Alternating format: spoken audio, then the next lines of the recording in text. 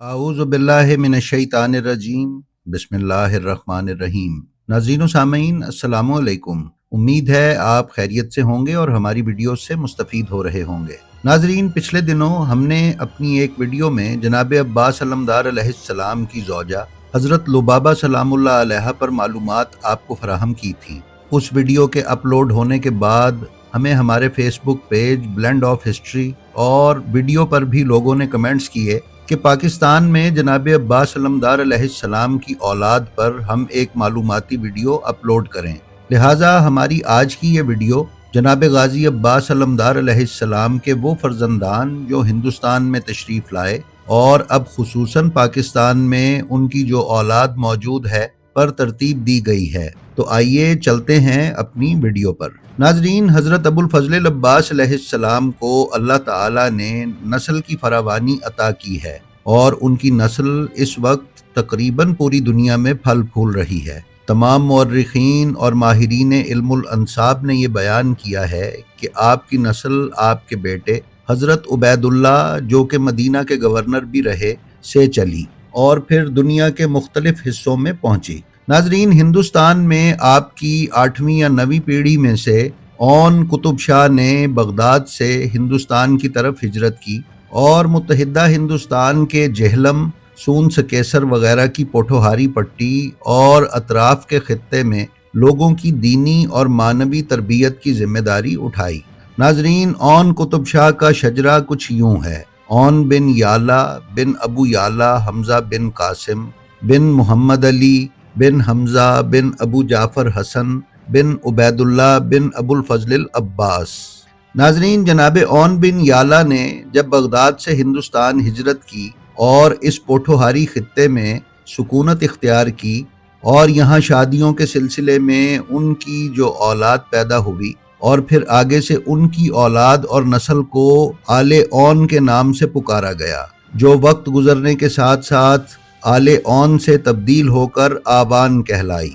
नाजरीन, सैयद इर्तज़ा अब्बास नकवी की किताब ज़ुर्रियत अब्बास अलमदार अलैहिस्सलाम के मुताबिक जनाब औन बिन याला सिर्फ 5 साल हिंदुस्तान में रहे और यहाँ पर उन्होंने 3 औरतों से अक़द फरमाया, जिनसे उनकी औलाद और नस्ल आगे बढ़ी और इस इलाके में फैल गई। जनाब औन कुतुब शाह की औलाद को कुतुब शाही आवान कहा जाता है। औन कुतुब शाह हिंदुस्तान में 5 साल रहने के बाद मकामात मुक़द्दिसा की ज़ियारत की गर्ज से इराक़ गए और वहीं उनकी वफ़ात हो गई। लिहाजा उन्हें कब्रिस्तान अल कुरैश काज़मैनुश शरीफ़ैन में सुपुर्द खाक किया गया। नाजरीन, किताब ज़ातों का इंसाइक्लोपीडिया जो E.D. मैक्लेगन और H.A. रोज़ की तसनीफ़ है के सफ़ा 40-42 पर आवानों के मुतअल्लिक़ एक तफसीली बयान मिलता है, जिसका खुलासा कुछ यूं है। आवान एक अहम मुसलमान कबीला है। आवान ज़्यादातर कोहिस्तान नमक यानी सॉल्ट रेंज में मिलते हैं, जहां ये कबीला आवानकारी का मालिक है, लेकिन इस इलाके के मशरिक, जुनूब और मगरिब में भी उनकी काफ़ी तादाद है। लफ्ज़ आवान गालिबन ahवान यानी मददगार से निकला है, लेकिन उनके मुतअल्लिक़ मुख्तलिफ रिवायात बयान की जाती हैं। एक रिवायत के मुताबिक आवान, जो कि अरब माखिज के दावेदार हैं, कुतुब शाह की औलाद हैं और हिंदुस्तान पर हमला आवर होने वाली मुसलमान अफवाज के साथ बतौर मददगार गए। कपूरथला में एक और रिवायत उन्हें अलवी सादात साबित करती है कि जिन्होंने अब्बासियों की मुखालिफत की और फिर वहां उनके जुल्म सितम से भाग कर बिखर गए। बिलाखिर वो सुबुक्तगीन के हलीफ बने, जिसने उन्हें आवान का खिताब दिया। इसी किताब ज़ातों का इंसाइक्लोपीडिया में मज़ीद बयान किया गया है कि इस कबीले के बारे में दस्तयाब बेहतरीन बयान ये है कि आवान यकीनन अरब माखिज रखते हैं और कुतुब शाह की नस्ल से है, लेकिन कहा जाता है कि कुतुब शाह हिरात पर हुकूमत करता था और महमूद गजनवी के हिंदुस्तान पर हमले के वक्त उसके साथ मिल गया था। उसकी औलाद में से 6 बेटे उसके साथ हिंदुस्तान आए थे। उनमें से गौहर शाह या गोरारा सकेसर के करीब आबाद हुआ, कलान शाह या कलगान धनकोट जो कालाबाग के करीब है वहां आबाद हुआ, चौहान जिसने दरियाए सिंध के करीब पहाड़ों को बसाया, अटक के खड़ इसी की औलाद हैं। جبکہ کھوکھر یا محمد شاہ دریائے چناب کے کنارے مقیم ہوا۔ ناظرین، یہ کتاب بیان کرتی ہے کہ گجرات میں عام روایت کے مطابق قطب شاہ کی 3 بیویاں تھیں، جن سے کھوکھر اور آوانوں کے 3 قبیلے پیدا ہوئے۔ قطب شاہ کی پہلی بیوی بھارت نے کھوکھر کو جنم دیا، دوسری بیوی شہد سے کھراڑا یا گراڑا پیدا ہوا، اور تیسری بیوی فتح خاتون کے 3 بیٹے تھے، کلگان، چوہان اور کندن۔ ناظرین، کتاب ذاتوں کا انسائکلوپیڈیا کے ہی مطابق قطب شاہی آوان اپنی بیٹیوں کی شادیاں غیر قبائل میں نہیں کرتے، صرف آوانوں میں بیاہتے ہیں، تاہم وہ غیر قبائل سے بیٹیاں لے لیتے ہیں۔ ناظرین، محمد الدین فوق تاریخ اقوام پوچھ میں رقم تراز ہے کہ آوانوں اور ان کی اکثر شاخوں اور آوان مصنفین کو اس بات پر قطعی اتفاق ہے کہ جناب اون حضرت علی علیہ السلام کے فرزند حضرت عباس علمدار کی اولاد سے ہیں، جو کربلا میں شہید ہو گئے تھے۔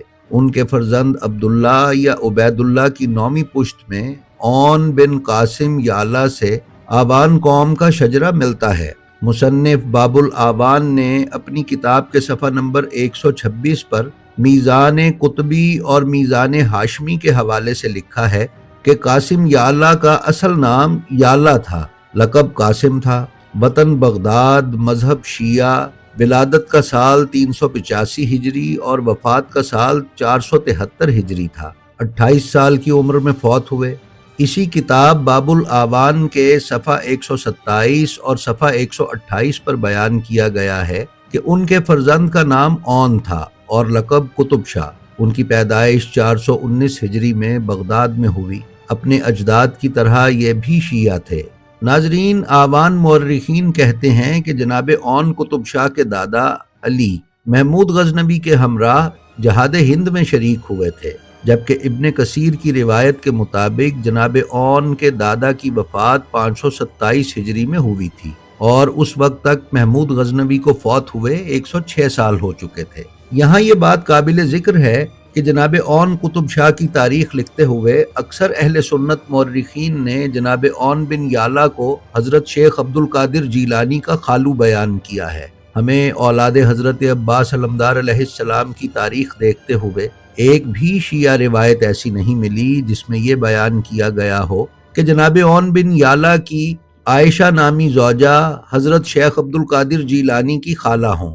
اہل سنت مورخین نے یہاں تک لکھ دیا ہے کہ جناب اون قطب شاہ نے حضرت شیخ عبد القادر جیلانی کے ہاتھ پر بیعت کر لی تھی اور اہل سنت مذہب اختیار کر لیا تھا۔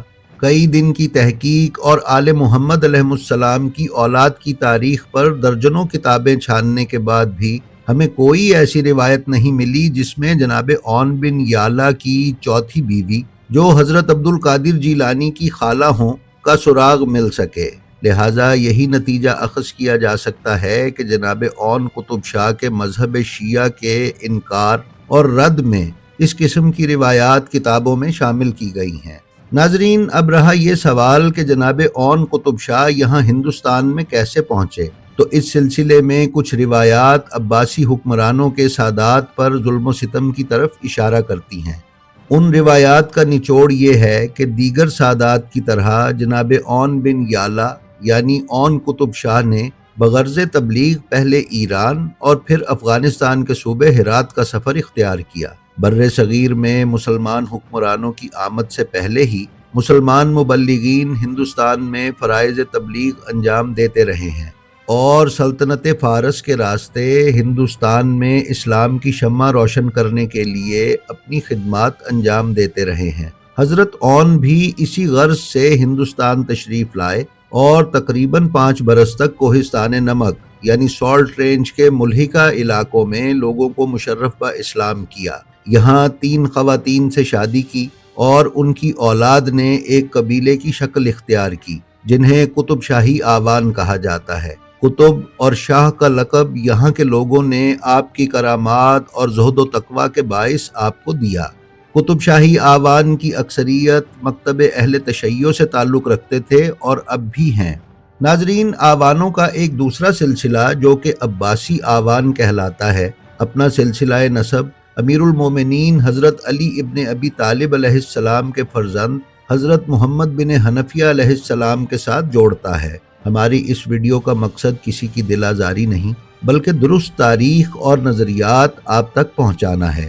لہٰذا اس سلسلے میں گزارش ہے کہ حضرت محمد بن حنفیہ کی نسل سے دعوے کے ثبوت میں عباسی آوانوں کے شجرے میں ایک بہت بڑی اور بنیادی غلطی ہے۔